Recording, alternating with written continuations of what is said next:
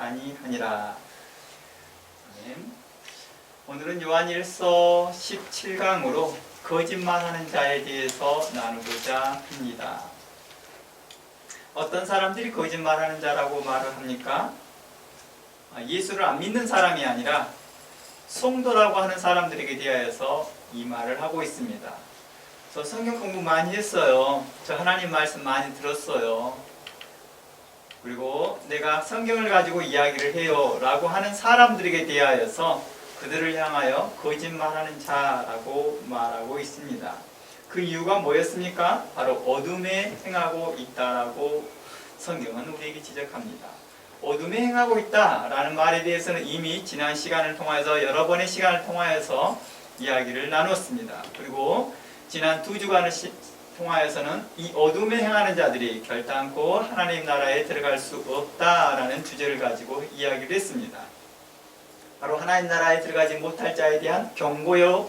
우리가 2번의 시간을 나눴습니다. 오늘은 그 세 번째 시간으로서 하나님 나라에 들어가지 못할 자들이 또한 해당되는 사람들이 거짓말하는 자라는 내용입니다.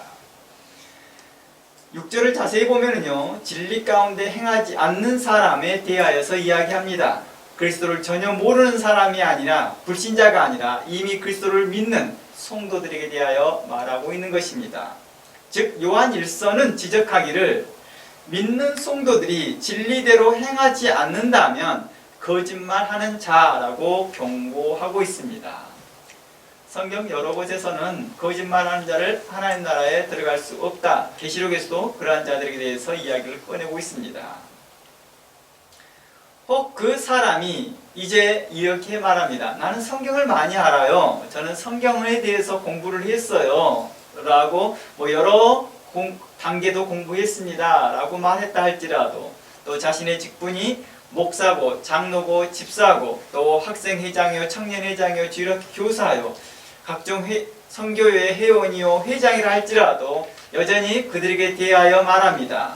만일 당신이 진리대로 또 어둠 가운데 행하고 있다 한다면 그는 당신들은 거짓말하는 자입니다. 라고 말합니다. 왜 세상 사람들에게 대해서 이야기하지 않을까요? 왜 세상 사람들에 대해서는 당신들은 거짓말장이다 이렇게 말하지 않을까요? 그 이유가 성도들은 세상의 빛이기 때문입니다. 세상의 소금이기 때문입니다. 그러니까 세상과 구별된 사람들인 거죠. 세상에 거짓말하는 자들에게 대하여서 거짓말하지 않도록 가르치고 교훈하고 본을 보여주는 사람들이 성도이기 때문에 당연히 세상은 그러한 줄 알고 있다는 거예요. 그런데 믿는 성도라 하고 또 그리스도인이다 라고 말을 하면서 거짓말하는 자들에 대해서 이야기하고 있습니다. 어떻게 세상과 똑같이 너희는 거짓말을 하느냐? 저희는 그 세상 사람들처럼 거짓말하지 않아요 라고 말했더니 바로 너희가 진리 가운데 행하지 않기 때문이야. 어둠 가운데 행하고 있기 때문이야. 너희들이 하나님 말씀을 의지하지만 실상 그대로 행하지 않고 있다라고 말하는 것입니다. 혹 그 사람이 성경 말씀을 가르치고 또 기독교 교리를 말하고 심지어 애언과 기적과 이적을 보여 많은 사람들에게 유익을 준다 할지라도 정작 그 자신이 그 진리 가운데 믿음으로 행하지 않는다면 진리가 없는 자요 하나님의 나라와 상관없음을 지적하고 있다는 것입니다. 마태복음 7장에서는요 우리 구주 예수님께서는 이러한 문제를 심각하게 다루고 있다는 것입니다. 마태복음 7장 한번 가보겠습니다. 마태복음 7장에 이러한 내용이 있습니다. 22절입니다. 그날에 많은 사람이 나더러 이르되 주여 주여 우리가 주의 이름으로 선지자 노릇 했다라고 말합니다. 이곳에서 선지자 노릇이라고 말하는 게 뭐였습니까? 예언도 했다라는 것이죠. 말씀도 증거했다라는 뜻이죠. 또 주의 이름으로 귀신을 쫓아내며 주의 이름으로 많은 권능을 행하지 아니하였나이까 라고 말합니다. 귀신을 쫓아내고 많은 권능을 행했다는 것은 어떤 거예요? 축사도 행하고 또 신유의 은사, 사람들의 병도 고쳤다라는 뜻도 되어지겠죠. 많은 권능을 행했으니까요. 그때 내가 그들에게 밝히 말하되 내가 너희를 도무지 알지 못하나니 불법을 행하는 자들아 내게서 떠나가라 라고 말합니다. 불법을 행했다는 것은 불명코 그들이 진리 가운데 행하지 않았음을 이야기하고 있습니다. 불명코 진리 가운데 행하지 않음에도 불구하고도 그들을 통하여서 능력이 나타나더라는 것입니다. 이와 같습니다. 저처럼 말씀을 증거하는 사람에 대해서 해당돼서 이야기해 보겠습니다. 말씀을 증거하는 목회자가 말씀을 잘 전해요. 엄청 은혜스럽게 잘 전하고 사람들을 감동시키고 사람들을 변화시키기도 한다는 것입니다. 그러나 진리 가운데 행하지 않더라는 거예요. 왜? 삶과 말이 다르다는 뜻이죠. 우리는 매스컴을 통하여서 이러한 사람들을 종종 봅니다. 종종 봐요. 얼마나 그 사람에게 말씀의 능력이 있고 말씀의 은혜가 되었는지 사람들이 우리처럼 적은 무리가 모인 게 아니라 우리의 100배, 1000배가 모여요. 이러한 사람들이 모일 정도로 한다면 사람들이요 100명 이상만 모여도요 100명도 너무 많습니다. 40명, 50명만 모여도요 어떻습니까? 그것도 성인 기준으로 말합니다. 성인 기준으로 40명, 50명만 모여도 이게 움직임이 달라요. 움직임이. 그런데 어때요? 100명, 200명, 1000명 이제는 1000명 단위에서 이제는 기본 단위 5000 이렇게 찍기 시작하게 되면 다르죠. 뭔가가 다르다는 거예요. 그 사람이 그냥 말씀이 평범하지 않구나 이렇게 이해할 수 있다는 거예요. 그 사람이 나타나는 권능이 평범하지 않구나 이렇게 이해하는 것이죠. 그런데 성경은 이와 상관없이 그들이 매스컴에 나오더라는 거예요. 우리가 잘 알고 있는 대형교회 목회자들이나 중대형교회 목회자들이 나오기 시작한다는 것입니다.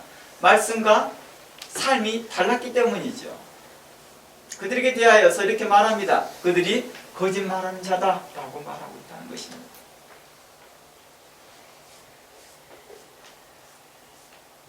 그러니 성경은 이렇게 말합니다. 이거 본문을 자세히 보면 주님이 경고합니다. 자신이 누구에게 무엇을 가르쳤느냐. 이 내용보다는 성경은 이렇게 말합니다. 너희가 불법을 행하였느냐 행하지 아니하였느냐를 찾아보고 있다는 것입니다. 그래서 계속 읽어볼게요. 23절 그때 내가 그들에게 밝히 말하되 내가 너희를 도무지 알지 못하나니 불법을 행하는 자들아. 이곳에서 예수님께서 이렇게 말하는 거죠. 너희가 얼마나 가르쳤느냐 뭘 가르쳤느냐에 말에 초점이 있지 아니하고 너가 가르치는 것에 대한 진리에 대해서 행했느냐 행하지 못하였느냐를 말하고 있는 것이죠. 그래서 행하지 못하였으니 불법을 행하는 자라고 말하고 있습니다. 그러므로 24절 누구든지 나의 이 말을 듣고 행하는 자는 그 집을 반석 위에 지은 지혜로운 사람 같다라고 말합니다. 나의 말을 듣고 행하는 자는 누구까지 포함돼요? 바로 선지자 노릇하는 사람까지 포함되잖아요. 선지자는 어떤 사람이에요? 하나님의 말씀을 받아 예언하는 사람이고 계시하는 사람들이잖아요. 그러니까 선지자가 계속해서 최고의 등급을 가지고 있었던 것이죠. 말씀을 직접 받아 말씀을 증거했던 사람들이니까요. 그런데 그 사람을 향하여서 이렇게 말하는 거죠. 내가 내 말을 듣고 행하지 아니하였다라고 말하는 것입니다. 그러니까 선지자가 만약 에레미야 선지자가 백성을 향하여 책망하고 책선하고 또 이사야 선지자가 백성을 향하여서 여러 가지 말로 교훈하였습니다. 그런데 이사야와 에레미야가 그 말대로 자신도 행하지 아니한다면 백성들과 같이 동일하게 망하겠죠. 바로 이러한 맥락을 이야기하고 있습니다. 그러므로 누구든지 나의 말을 듣고 행하는 그 사람이 집을 반석에 지은 지혜로운 사람이다 라고 말씀하고 있는 것입니다. 그러므로 우리에게 이렇게 말하는 것입니다. 우리가 그 사람을 교회로 인도하고 복음 전도하여서 그 사람을 교회로 인도하고 많은 사람들을 가르쳤다 할지라도 그 진리 가운데 행하지 않는다면 주님을 그들을 향하여 악하고 게으르고 불법을 행하는 자라고 책망할 거라는 것입니다. 심지어 그가 정통 신학과 정통 교리와 바른 말씀을 가르치고 있다 할지라도 그 진리대로 행하지 않는다면 불법을 행하는 자라고 지적하고 있는 것입니다. 그럼 이런 목회자가 가르치는 교회를 다니는 성도들은 안전할까요? 정통 교리를 가르치고 정통 신학을 가르치고 바른 말씀을 가르치고 성경도 잘 해석해서 말씀해 줍니다. 그런데 그 사람이 그 말씀대로 행하지 않고 있는데 그런 목회자가 말씀을 증거하는 교회를 다니는 것은 안전할까요? 성경은 이거에 대해서 두 가지로 말합니다. 이미 이 부분에 대해서는 제가 야고보서 강의하면서 한번 다뤘던 내용인데요. 다시 한번 정리해서 말씀을 드리겠습니다. 예수님께서 경고하신 말씀을 살펴보겠습니다. 마태복음 23장 3절입니다. 마태복음 23장 3절입니다. 그러므로 무엇이든지 저희의 말하는 바는 행하고 지키되 저희의 하는 행위는 본받지 말라. 저희는 말만 하고 행하지 아니하며 또 무거운 짐을 묶어 사람의 어깨에 지우되 자기는 이것을 한 손가락으로도 움직이려 하지 아니하니 저희 모든 행위를 사람에게 보이고자 하여 하나니 그 차는 경문을 넓게 하며 옷수를 크게 하고 잔치의 상석과 회당의 상석과 시장에서 문안받는 것과 사람에게 랍비라 칭함을 받는 것을 좋아하느니라. 화 25절 화 있을진저 외식하는 서기관들과 바리새인들이여 창과 대접은 겉은 깨끗하되 그 안에는 탐욕과 방탕으로 가득하다라고 말합니다. 그러니까 초점은 뭐예요? 예수님께서 마태복음 3장에서 서기관과 바리새인들을 책망했던 내용들은 그들이 말씀을 얼마나 잘 가르치냐에 대한 내용에 초점이 있는 게 아니라 그들 안에 속 안에 탐욕이 있고 그들 안에 방탕이 있는 것을 지적하고 있는 것입니다. 그들이 얼마나 말씀을 훌륭하게 감동 있게 얼마나 조리 있게 논리적으로 잘 설명했느냐에 대한 초점이 있지 않았습니다. 얼마나 많은 사람을 주께 돌아오게 했느냐에 대한 초점도 있지 않았습니다. 그들이 그 말씀대로 행하지 않고 있었고 그 속 안에 방탕과 탐욕이 있었다라고 말합니다.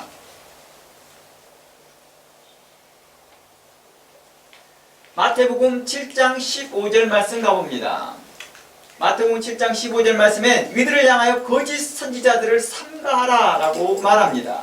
이러한 사람들을 거짓 선지자라고 말합니다. 왜냐하면 요한 1서에서 이런 사람들을 거짓말하는 자라고 했으니까요.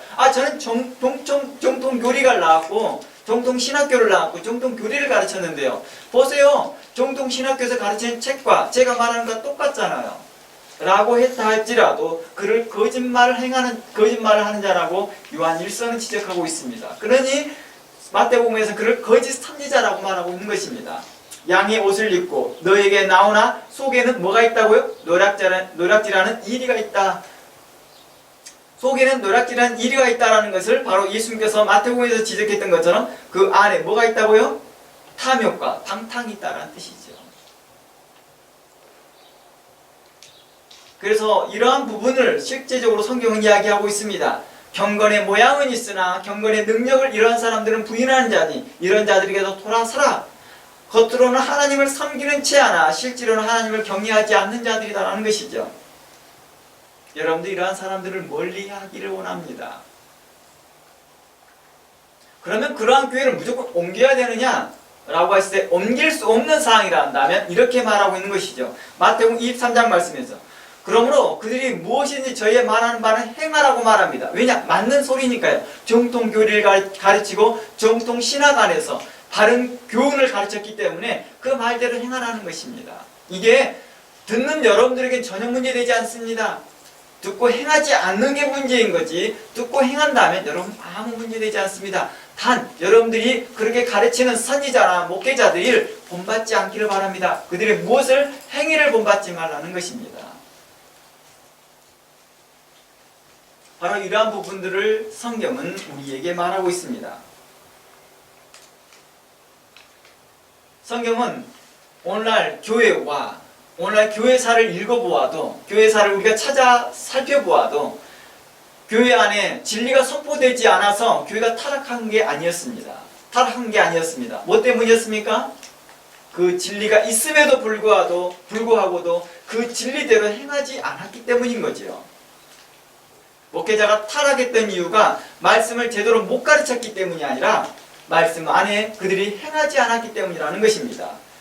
거룩한 신학교, 귀한 신학교, 복음적인 신학교를 나오지 않았기 때문에 교회가 타락한 게 아니라 복음적인 신학교를 나오고 좋은 신학 교육을 받았음에도 불구하고도 그 진리대로 행하지 않았다는 것입니다.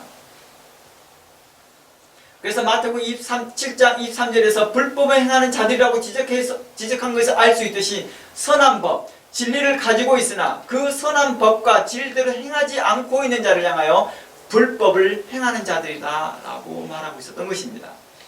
곧 자신은 진리의 법도를 말하나 그는 정작 자신이 그 진리의 법도를 행하지 않는 것이라는 것이죠. 그런데 그러면 이런 맥락이잖아요. 비진리를 가르치는 사람들은 어떨까요? 비복음적인 것을 가르치고 하나님 말씀을 이상하게 세상의 교훈으로 말하든지 영지적인 교훈을 가르치든지 신천지의 교리를 가르치고 있다면 어떨까요?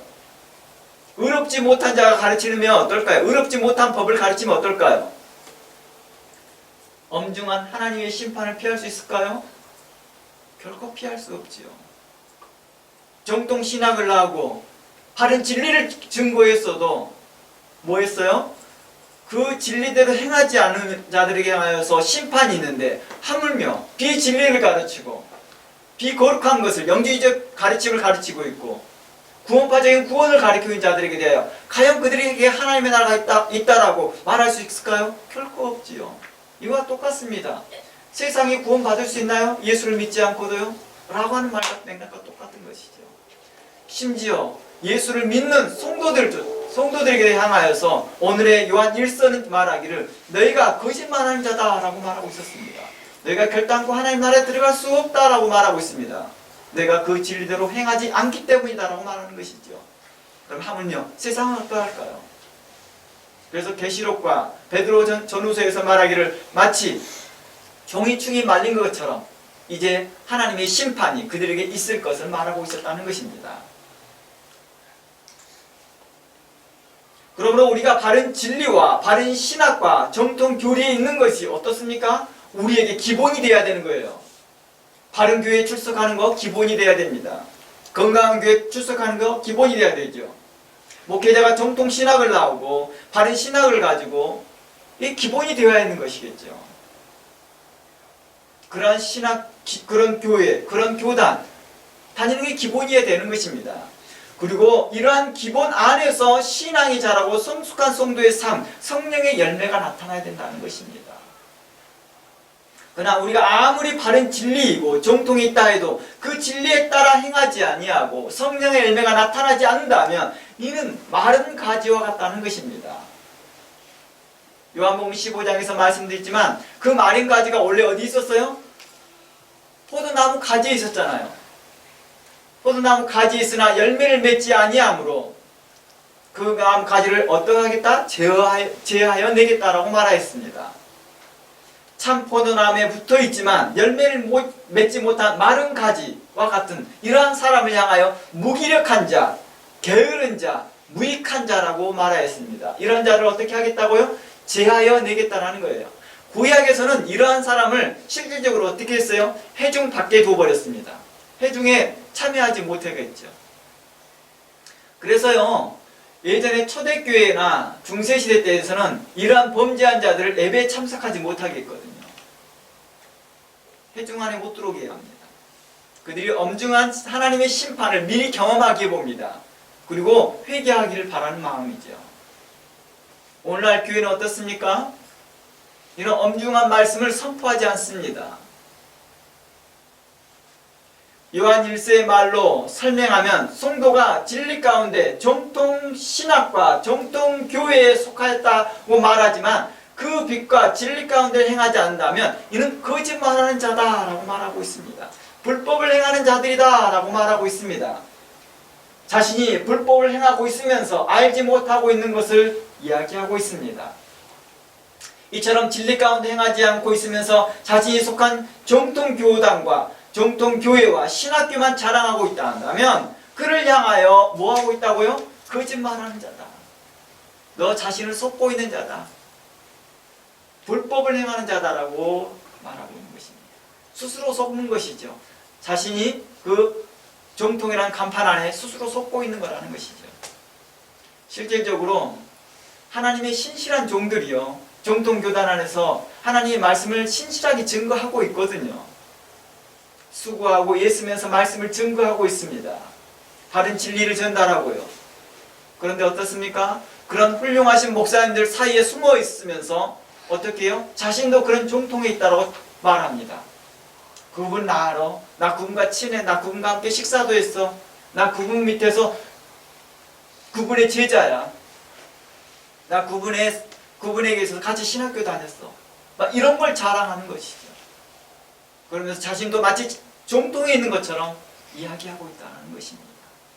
주변 사람들이 마치 유명한 사람들을 대면서 나 그 사람과 친한 그 사람처럼 말하고 있으나 성경은 그들을 향하여 거짓말하는 자요, 그 속 안에 탐욕이 있는 자요, 그 속 안에 방탕이 있는 사람이요, 그는 양의 탈을 쓰고 있는 거짓 선지자와 같고 이리와 같다라고 말하고 있는 것입니다. 그러므로 직분과 상관없이 불법을 행하는 사람을 향하여서 그들은 하나님 나라에 들어갈 수 없다라고 말하는 것입니다. 그가 선지자라 할지라도, 목사라 할지라도, 어떤 유명한 성경 교사라 할지라도, 교수라 할지라도 불법을 행하는 자들에게 대하여서 그는 거짓 선지자와 같다라고 말하는 것입니다. 이와 같습니다. 마치 법을 집행하는 법관이라 할지라도요, 교통법규를 어기고 법을 지키지 않으면 무엇과 같습니까? 불법을 행하는 자잖아요. 똑같습니다. 이와 같은 맥락에서 로마서 2장을 살펴보면 이렇게 말합니다. 로마서 2장 17절을 보면 유대주의자와 할례당이 율법을 가지고 있다고 자랑합니다. 당시에 사도 바울은 이런 유대주의자와 할례당에 대해 책망을 합니다. 계속 기독교에 관해서 우리가 진짜 할례를 받아야지 의인이야. 유대적 절교, 그동안 전통적으로 내려왔던 그 절기를 지켜야지만이 진짜 하나님 나라에 들어가 라고 말했던 그런 자들을 향하여서 말합니다. 그들은 율법을 자랑하고 훌륭한 교사에게 배우고 훌륭한 교사라고 자랑하고 있지만 정작 그 말씀대로 행하지 못하면서 말로는 성경을 이렇다 저렇다 하는 자들에 대하여 무기력한 자요, 불의한 자요, 의롭지 못한 자라고 말하고 있다는 것입니다. 책망하고 있는 것입니다. 17절 봅니다. 유대인이라 불리는 내가, 이걸 좀 바꿔볼까요? 성도라 불리는 내가 율법을, 말씀을 의지하여 하나님을 자랑하며 하나님의 교훈을 받아 하나님의 뜻을 알고 지극히 선한 것을 분간하며 맹인들의 길을 인도하는 자요, 어둠에 있는 자의 빛이요. 성도를 향하여 뭐라고 말했습니까? 세상의 빛이라고 말하잖아요. 율법에 있는, 말씀에 있는 지식과 진리의 모본을 가진 자로서 어리석은 자의 교사요, 또한 어린아이의 선생이라고 스스로 믿으니, 그러면 다른 사람을 가르치는 너가 내 자신은 가르치지 아니하느냐? 도적질하지 말라 반파는 내가 도적질하느냐? 거짓말하지 말라는 내가 거짓말하느냐? 와 같은 맥락이죠. 여기서 왜 도둑질을 해요? 속 안에 탐욕이 있으니까 그러죠. 방탕이 있으니까 그러죠. 간음하지 말라 하는 말을 하는 내가 또 간음하느냐? 속 안에 방탕이 있기 때문에 그렇죠. 탐욕이 있기 때문에 그러죠. 우상을 가증히 여기는 내가 신전 물건을 도둑질하느냐라고 말합니다. 왜 신전 물건을 도둑질해요? 이 신전 물건들이 다 금이나 은으로 되어 있거든요. 이걸 가지고 훔쳐서 어디에 써요? 탐욕스럽게 한다는 거예요. 자기 탐욕을 채운다는 것입니다. 그러므로 이러한 자들 향하여 시편은 이렇게 말합니다. 50편 16절 가봅니다. 시편 50편 16절 가봅니다. 악인에게는 하나님이 이르시되 내가 어찌 내 율례를 전하며 내 언약을 내 입에 두느냐. 어때요? 하나님의 말씀을 전하는 자가 있어요. 그 사람이 누구예요? 악인이래요. 원래는 그 악인이 아니었겠죠. 그는 원래 선지자였겠죠. 그러나 그가 악하게 행하더라는 거예요. 탐욕스럽게 행하고 속에 방탕이 있으면서 그걸 감추고 있더라는 거예요. 내 언약을 내 입에 두느냐. 오늘날 많은 목회자가 조심해야 될 것을 몇 가지 하는데 이 방탕의 문제를 많이 지적하잖아요.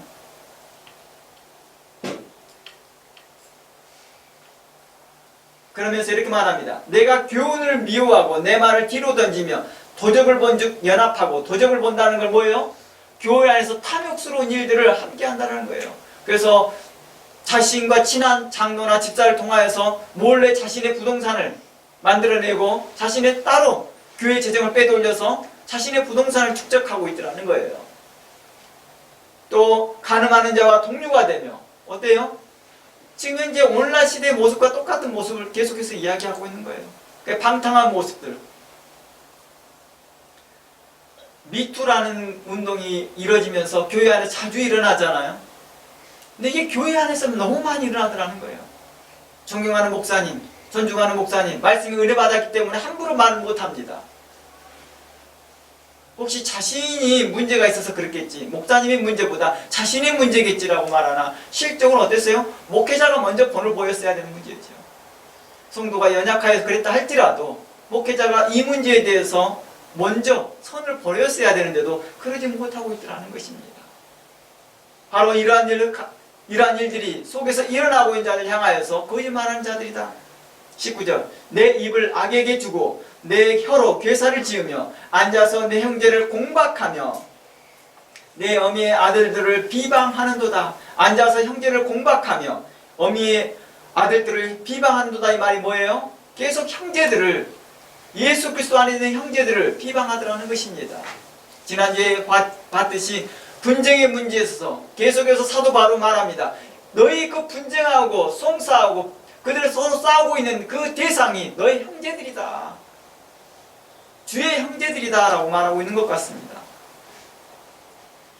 21절 내가 이 일을 행하여도 내가 잠잠하였더니 내가 나를 노와 같은 줄로 생각하는도다. 그러나 내가 너를 책망하여 내 죄를 목전에 차례대로 베풀리라 하시는도다. 다윗이 잠잠하고 있었던 거예요. 그랬더니 다른 고관들이 다윗하는 건 우리가 뭐 똑같은가 보다 이렇게 생각하였으나 다윗은 잠잠했던 이유가 뭐였습니까? 그들을 심판하고자 하는 것이죠. 그들이 스스로 고치기를 바라였으나 회개하기를 바라였으나 그렇지 않더라는 거예요. 도리어 그들은 뭐합니까? 도리어 우리가 뭐 비슷한가 보다 이렇게 생각합니다.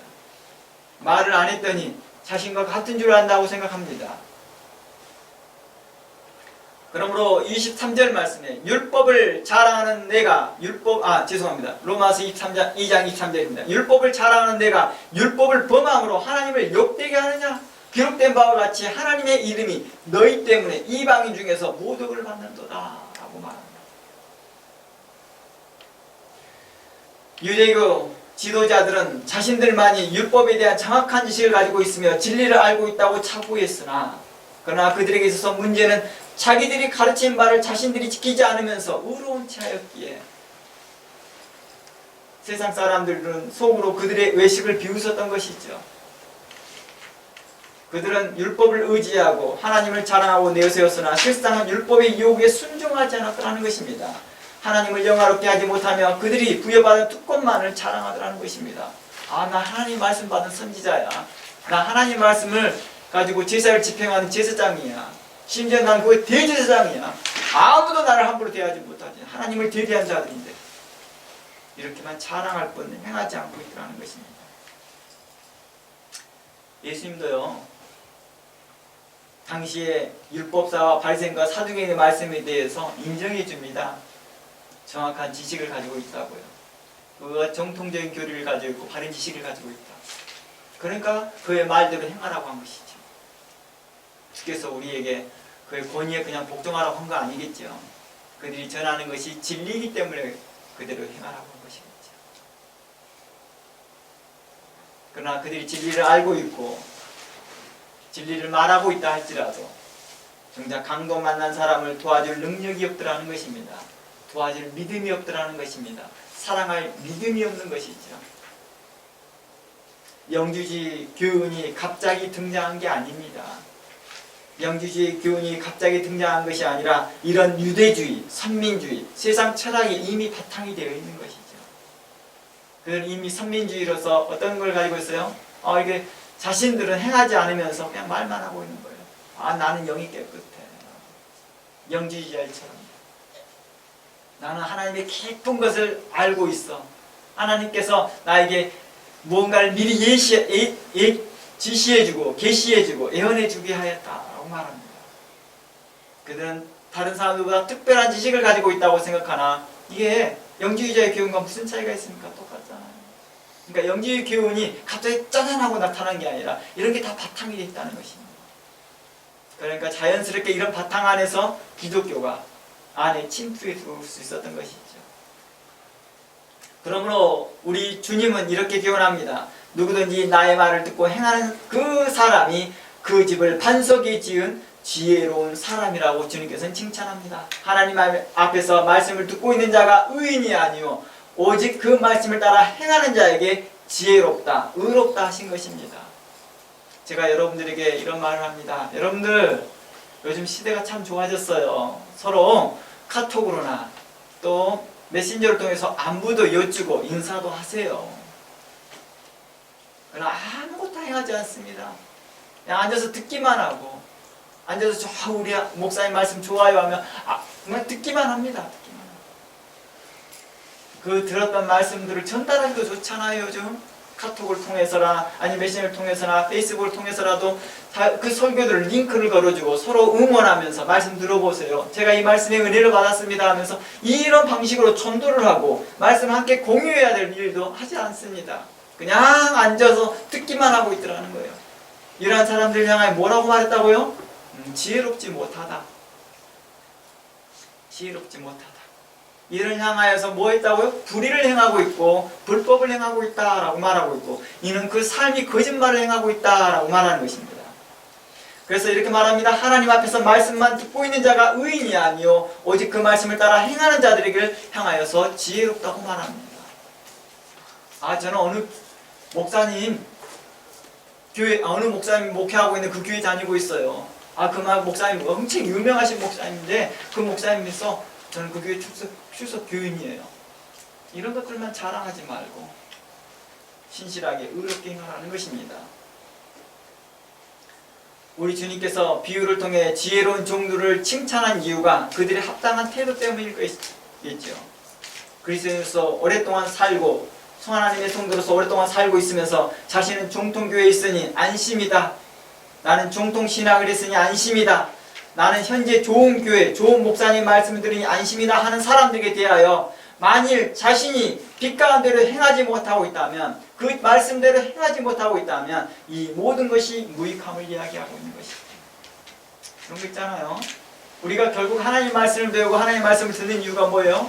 이제 제자를 삼으라고 그런 거잖아요. 너희는 가서 이 모든 것을 배운 것을 다른 사람들에게 가르치고 그 사람들을 가르쳐 지키게 하라. 제자를 삼으라 했으나 우리는 그 일을 전혀 못하고 있다는 것입니다. 바로 이러한 부분들을 우리에게 할 수 있도록 정말 너무 좋은 테크놀로지 시간을 줬거든요.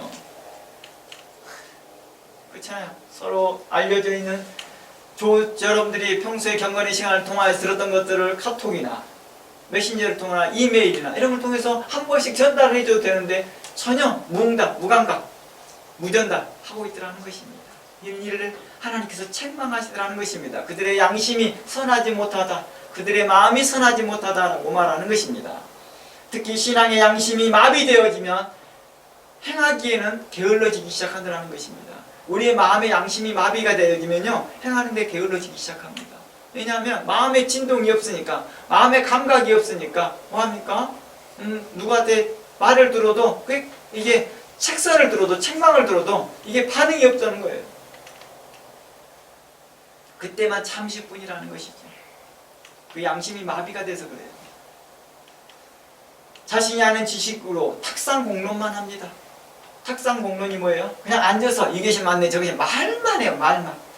이런 핑계 저런 핑계 대면서 행하지 않는 자를 말하고 있다는 것입니다. 주께서 이러한 자들을 책망하실 거라고 말합니다. 왜냐하면 이러한 자들은 마치 그 받은 달란트나 문화를 땅에 묻어두는 자와 같다는 것입니다. 자기가 받은 달란트를 땅에 묻어두는 자와 같다는 것입니다. 그러나 지혜로운 자들은요 선한 양심을 가진 자들은 주인을 알려고 하고 그 주인의 뜻을 깊이 이해하며 주인에게 받은 달란트와 문화를 지혜롭게 사용하는 자들이라고 말합니다. 어떻게 주인을 기쁘게 할까? 알고 있다는 것입니다. 그것을 알려고 노력한다는 것입니다. 무엇이 기쁘게 할 것입니다. 우리 자녀들을 보아도 그러잖아요. 자녀들을 보아도 자녀들이 부모님을 어떻게 기쁘게 할 것인지를 그렇게 애쓰는 자들이 있거든요. 바로 이러한 부분들을 성경은 이야기하고 있습니다. 그들을 향하여서 신실하다.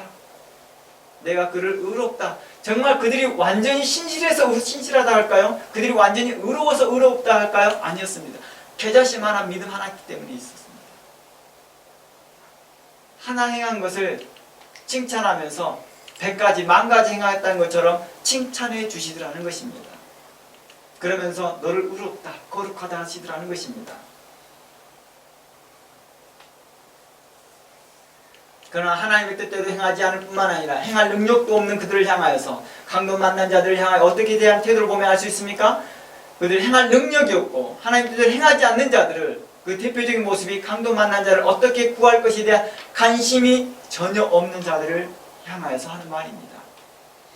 그들은 그 강도 만난 사람은 유대인일까, 헬라인일까, 사마리아인일까, 그 강도 만난 사람은 우리와 같은 성도일까, 같은 교단 교회일까, 같은 종교를 가진 사람일까 라고 신앙적으로 고민하고 있다 한다면 당신은 현재 성령을 근심케 하는 자라는 것입니다. 강도 만난 사람을 향하여서 저 사람 우리와 같은 성도이나? 같은 교단 사람인가? 이 사람 같은 기독교 종교를 가지고 있나? 모슬렘이 아닌가? 이런 걸 고민하고 있다 한다면 지금 현재 여러분들은 성령을 근심케 하는 자라는 것입니다. 특히 우리나라 같이 이념 전쟁이 심한 곳이라 한다면 그 사람 북한 탈북자인가? 그 사람 북한 사람 아닌가? 이런 것을 고민하고 있다 하면 당신은 현재 그리스도인이라나 성령님을 근심케 하는 자라는 것입니다. 그러니 그들에게 성령의 역사는 없지요. 당연히요. 오직 성령을 근심케 하는 일만 벌어지고 있더라는 것입니다. 그리고 교회 안에서 그들이 행하는 일들이 교회에서 거치는 행위만 하더라는 것입니다. 교회에 은혜에 대고 덕이 세워지는 게 아니라 교회에서 자기 주장만 내세우고 자기 말만 하면서 교회에서 거치는 자, 사람들에게서 덕이 되지 않는 말만 하더라는 것입니다. 물론 자신들은 굉장히 중요한 말이라고 생각합니다. 자기네들끼리는 굉장히 의로운 말이라고 생각하나 하나님은 기뻐하지 않더라는 것입니다. 그래서 이사야서 42장 20절 말씀이 이렇게 말합니다. 이사야서 42장 20절 말씀에 너희가 많은 것을 볼지라도 유익하지 아니하다라고 말합니다. 귀는 밝을지라도 듣지 아니하는도다라고 말하더라는 것입니다. 디모데후서에서는 사도 바울이 이렇게 말합니다. 그들은 항상 배우나 진리에 이르지 못하는도다 라고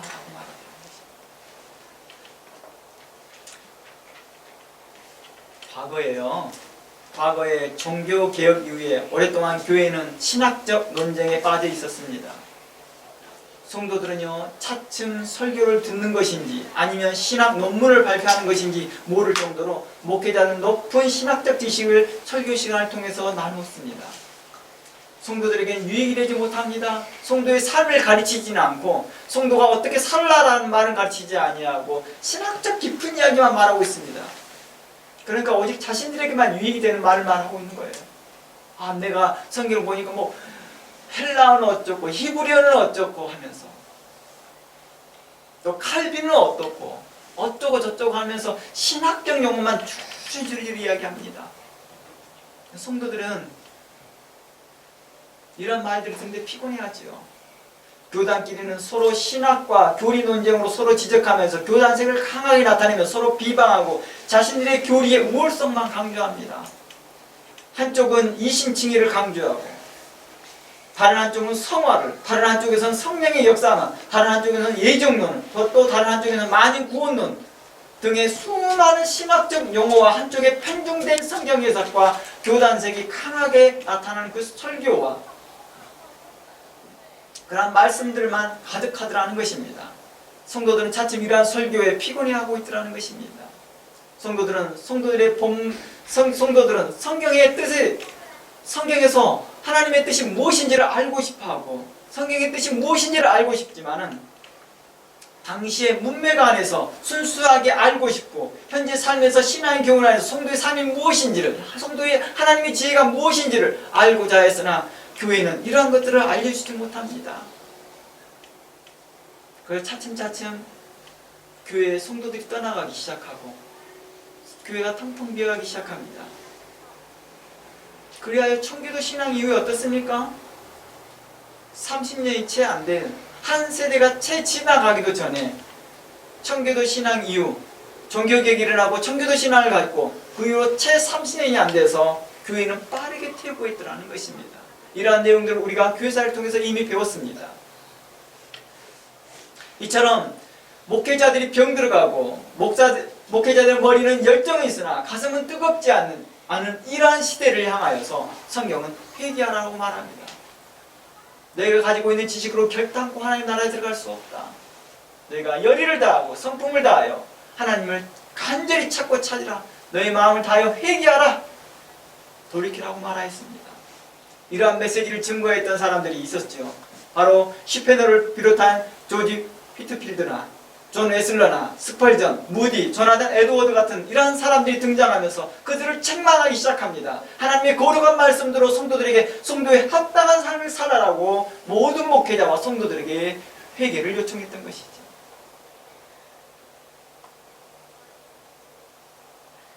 그리고 우리는 성도의 회복과 교회의 부흥을 경험하게 되었습니다. 역사적으로 그들을 통하여서 교회가 부흥되었던 걸 보았습니다.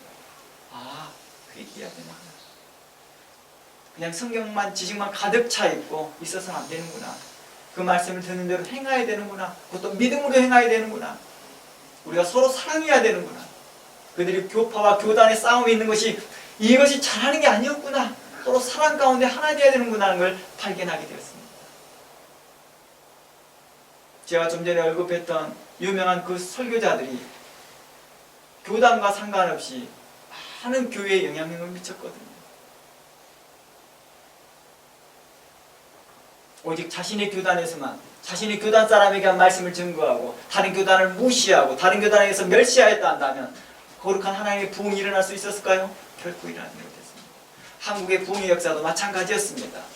교단과 상관없이 하나님의 복음이 그들의 입술을 통하여 증거되어졌고 그들은 하나님의 말씀을 증거할 때 교단과 상관없이 가서 하나님의 말씀을 증거했다는 것입니다. 그래 오늘날의 한국교회가 이처럼 부흥케하였고 이처럼 발전케 했다는 것입니다. 그러나 오늘날 현재 이 시점에서 오늘 한국교회는 어떻습니까? 빠르게 다 또다시 퇴보하고 있더라는 것입니다. 수많은 신학적 논쟁과 다툼으로 또 그들은 분쟁하면서 사랑이 식어져 가기 시작합니다. 과거의 부흥의 때와 많이 다른 모습을 가지고 있다는 것입니다. 또다시 과거 옛사람의 옷을 입고 서로 간의 존중과 인정과 사랑을 나누지 아니하고 배려보다는 그 사람의 출신과 배경과 외모를 중요시하고 인종과 성별과 나이와 출신을 따지고 교단과 교파를 따지고 여전히 신학적 논쟁과 자신의 교단의 우월성만 강조하고 설교자와 목회자는 성경의 지식만 전달하는 성경 지식 전달자로만 남아있고 하나님의 거룩한 성령으로부터 오는 그 영성과 말씀대로 실천하는 믿음의 신앙은 찾아보기 어려워지기 시작하고 있더라는 것입니다. 그리고 이를 인해서 교회 안에는 수많은 다툼과 분쟁 안에서 사랑 가운데 어떻게 하나 되는 법을 알지 못하더라는 것입니다. 이 세대를 향하여 성경은 또다시 말합니다. 회개하라. 천국이 가까이 왔다. 2000년 전에 예수 그리스도께서만 외치는 말씀이 아니라 이 시대에도 동일하게 우리에게 외치며 우리에게 말합니다. 내가 그 말씀을 배운 대로 진리 가운데에서 행하기를 원하고 있다는 것입니다. 너희 성품을 온유하게 하며 너희 마음을 온유하게 선하게 하여서 이웃을 배려하며 이웃에게 대하여 하나님의 말씀을 증거하고 나눠주는 데 기쁨을 가지라. 경건의 삶에 여러분의 삶 가운데 나타나기를 원하고 있다는 것입니다. 성령의 열매가 여러분 삶 가운데 나타나기를 원하고 있다는 것입니다. 누구로부터? 목회자부터 시작하여 우리 작은 어린아이들까지 성도들까지 모두가 이러한 성령의 열매가 맺어지기를 하나님은 간절히 원하고 있다는 것입니다. 이러한 모든 성도가 되기를 주의 이름으로 축원하며 하나님 나라에서 칭찬받는 여러분 모두가 되기를 주의 이름으로 축원합니다. 함께 기도합니다. 하나님 감사합니다. 지금 이 시간까지 우리를 이끌어 주신 하나님께 감사합니다. 하나님께서 하나님의 것으로 우리를 거룩하게 하여 주시옵시고 하나님의 성실하심으로 우리를 가르치시고 인도하여 주시옵소서. 지금까지 우리를 돌보신 하나님께 감사드립니다. 각 사람들을 인도하시옵시고 하나님의 성품 안에서 살아가게 하옵소서. 주님께 감사드리며 예수 그리스도 이름으로 기도하옵나이다. 아멘.